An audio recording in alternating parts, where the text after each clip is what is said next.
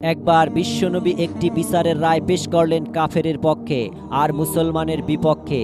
এতে মুসলমান ব্যক্তি নাখোশ হয়ে হজরত উমর রাদিয়াল্লাহু তাআলার কাছে গিয়ে বলল, হে উমর, আমি বিশ্বনবীর কাছে বিচার চাইতে গিয়েছিলাম, তিনি কাফেরের পক্ষে রায় পেশ করলেন, অথচ আমি মুসলমান, আমি চান্দা ঠান্দা দেই, তিনি কিভাবে আমার বিপক্ষে রায় পেশ করলেন? হে উমর, তুমি অনেক জ্ঞানী মানুষ, তুমি আমার এই বিচারের ছানি করে দাও।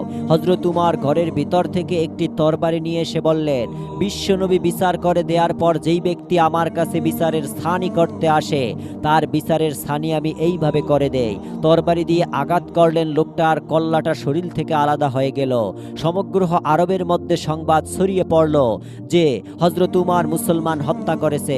বিশ্বনবীও চিন্তিত।